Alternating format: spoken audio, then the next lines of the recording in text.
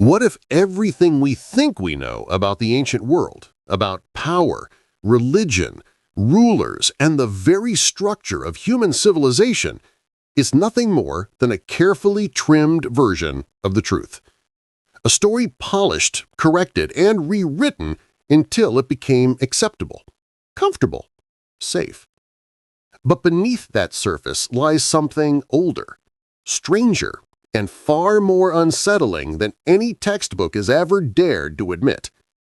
Today, we're going to peel back that surface layer and dig into a possibility that historians refuse to touch, not because there is no evidence, but because the implications are too overwhelming. This isn't about conspiracy for the sake of shock value. It's about re-examining the things we've always taken for granted. Paintings we never really looked closely at, architectural details we ignored, traditions we accepted without understanding. So let's get straight into it. For centuries, the powerful figures who ruled Europe, popes, bishops, noble clerics, have been portrayed as wise, spiritual leaders guiding nations with divine authority. Their portraits show calm faces, rich garments, symbolic staffs, halos, and an aura of unquestionable holiness. But when we start examining these images with the eyes of a researcher, not a believer, something strange and consistent begins to emerge. The first thing that stands out is surprisingly simple: the faces, or more specifically, the lack of certain human details. Across hundreds of paintings spanning different countries and centuries, many high-ranking clerics are painted with their ears completely covered or mysteriously absent. In some portraits, it's hidden under layers of elaborate headdresses. In others, long flowing hair blocks the sides of the head like a curtain. But the result is always the same: no visible ears. This isn't a trivial artistic oversight. Artists of the Renaissance were obsessed with anatomical precision. They spent years studying human proportions, dissecting real bodies, and perfecting realism. They celebrated details, wrinkles, shadows, veins, pores, and yet when painting some of the most important figures of their time, they somehow forgot to include a basic human feature? Unlikely. Instead, what we see is a pattern, one too systematic to dismiss. The faces in many of these portraits look strangely lifeless, like carefully crafted masks. The expressions are frozen.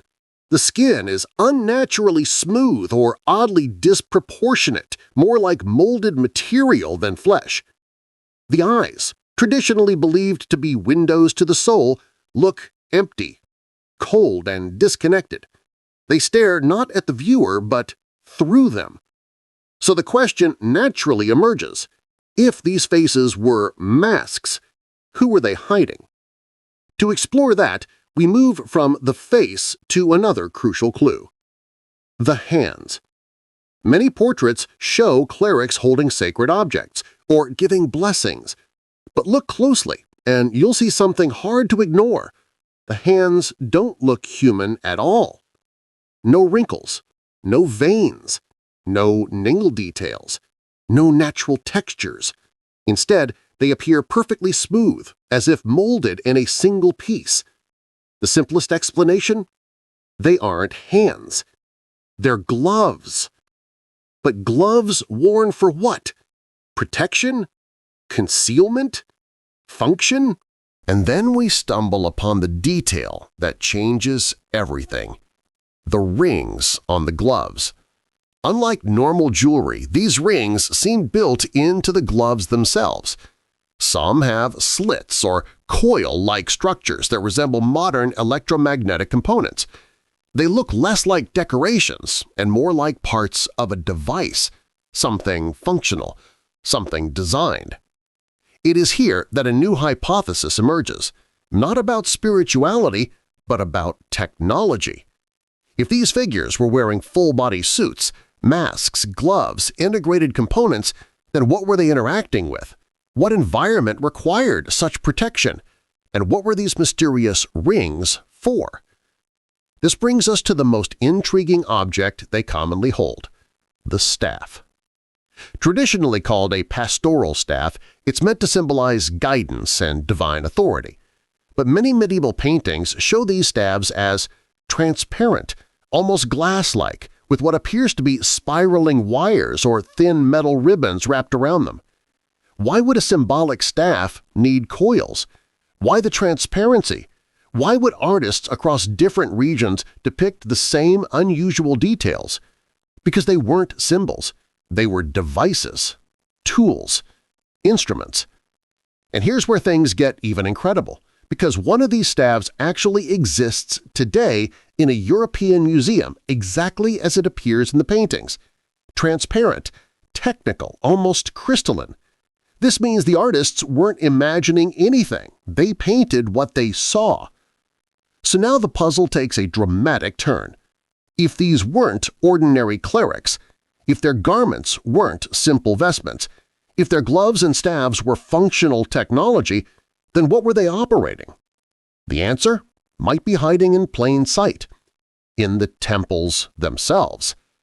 Let's reconsider ancient temples and cathedrals not as places of worship, but as giant machines. Their architecture, tall spires, domes, metal ornaments, geometric precision might not be aesthetic choices at all. They resemble enormous antennas designed to collect atmospheric electricity. Structures aligned perfectly with magnetic directions, domes shaped to concentrate energy, towers reaching toward the ionosphere. What if temples were once massive power stations? If that's true, then the elaborate robes suddenly make perfect sense, not as religious garments, but as protective suits designed to function like Faraday cages. The gold and silver embroidery acted as conductive networks. The large polished plates on their headdresses were grounding components. Even the tiny bells on the hems may have been primitive electrostatic alarms vibrating when entering a high-energy field. Masks, gloves, coils, transparent staves, conductive suits. It all fits. So what about the miracles described in ancient texts? The halo, a corona discharge, an electrical glow around a conductive surface.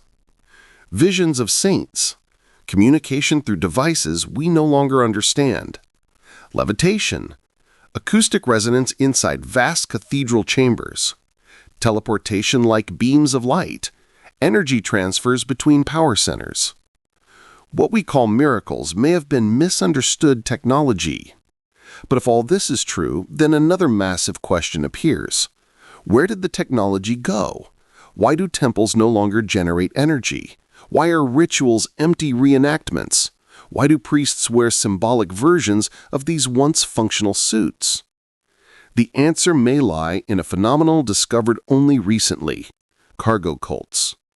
When technologically advanced societies encounter isolated populations, the less advanced group often imitates the outward rituals, hoping to bring back the magic they once witnessed. When the machines disappear, the rituals remain. Imagine a world where the operators of these ancient power stations, the true rulers before the 19th century, vanished. Whether through catastrophe, war, or relocation, they left behind their structures and their symbolic tools. Ordinary people, unable to understand the technology but desperate to preserve its power, began imitating the motions. They wore the garments, held the staffs, repeated the chants. But without knowledge of the underlying systems, all of it became empty tradition. Over centuries, these rituals fossilized into the religions we see today. What used to be engineering became mythology. What used to be machinery became relics. What used to be instructions became prayers. And those who once operated these systems became gods. Now, does this mean this theory is absolute truth? No. This is not about forcing you into belief. It's about inviting you to question, to re-examine, to look again at the details we overlook. History is full of contradictions, gaps, and unexplained artifacts, enough for any rational person to wonder whether the official narrative is only one version of the past, and maybe not even the most accurate one. Because the deeper we dig, the more one thing becomes clear. There are chapters of human history missing. There were rulers before the rulers we know, and someone, at some point, decided we didn't need to know who they really were. So the final question, the most important question, is not whether this theory is right. It's this. What else have we missed? If we start questioning the paintings, the buildings, the relics we thought we understood, how many more clues are sitting right in front of us? How many breakthroughs are waiting for someone, not a historian, but an engineer, to look at them with fresh eyes? And how much of what we call magic, miracle, or myth might be rediscovered as lost science? Because sometimes the truth isn't hidden. Sometimes it's simply ignored. And the greatest discoveries are the ones you make when you dare to ask the questions no one else will.